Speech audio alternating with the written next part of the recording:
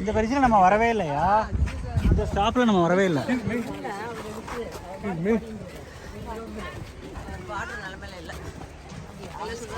வீடியோவில் வருது இதெல்லாம். நடந்து போயின்னு இருக்கோம். எமரல்டு லேக்குன்னு ஒரு எமரல்டு பூல் அதுக்கு போகிறோம். இது எப்போ யாத்திரையில் விழுந்துருமோ அங்கே மேலே ஒன்று இருக்குது. நாங்கள் ஏஞ்சல் ஸ்டாண்டிங்க வரைச்சே ஒரு பாறை விழுந்து பயங்கர ரக்கஸ். இது வரைக்கும் வந்திருக்கேன். சரி பாய் சொல்லிவிட்டு லோவர் எமரல்டு ட்ரெயில் பார்த்தாச்சு. பகுதியில் வாட்டர் ஃபால்னு சொன்னால் இதுதான். தண்ணி நாகவான்னு ஒன்றும் இல்லை, கொஞ்சம் கம்மியாக இருக்குது தண்ணி இந்த சீசனில். But it is still beautiful. நானும் பிரசாதும் அடுத்த ட்ரெயின். இதுதான் மிடில் பூல். இதில் ஓன் ரிஃப்ளெக்ஷன்லாம் இல்லை, இருந்தாலும் நாங்கள் அதை ஜிங்பேங் பண்ணி அதோட ரிஃப்ளெக்ஷனெல்லாம் ஃபோட்டோ எடுத்திருக்கோம். அடுத்தது upper pool. Upper emerald pool.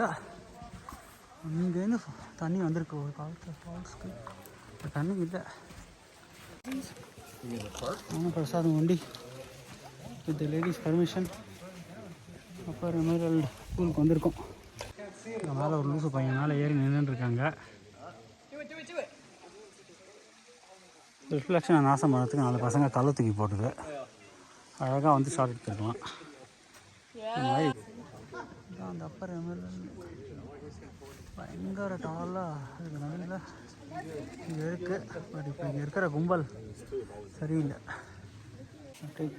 Making our way back. நாங்கள் கீழே இறங்கி வரச்சு எதேச்சியாக இங்கே வந்து we stumble down to this. இது இங்கே ஒரு பூல் இருக்குது. It's got beautiful views. டக்குன்னு ஓகே, இங்கே தான் அந்த ஃபால்ஸோட பேக் சைட்லேயும் தெரியுது. இங்கே நிறையா தண்ணி இருந்தால் வேறு லெவலாக இருந்திருக்கும். பட் இப்போ நிறையா தண்ணி இல்லை, ஃபால்ஸ் இருக்குது. நானும் பிரசாதம் வண்டி ஃபால்ஸுக்கு அடியால் போயிட்டோம். நாளைக்கு சாயங்காலம் பார்க்கலாம். இன்னைக்கு தான் போய் நாளை வாரா இல்லை. ஆமாம்,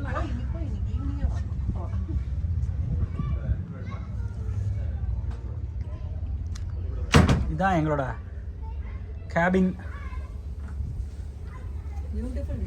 ஆமாம், குட்டி கேபின். தெரியும், நான் இங்கேருந்து எடுத்துட்டு இருக்கேன். அவனுக்கு டீ தருவேன். ஒரு போட்டு வச்சுருக்கேன். இதுதான் எங்களோட கேபின்லேருந்து வியூ.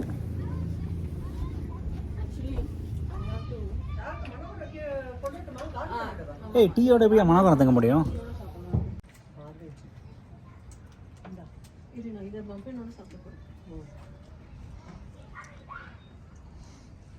Beautiful views. இந்த மாதிரி க்யூட் கேபின் எங்களுக்கு அதில் ஒரு கேபினில் இருக்கும்.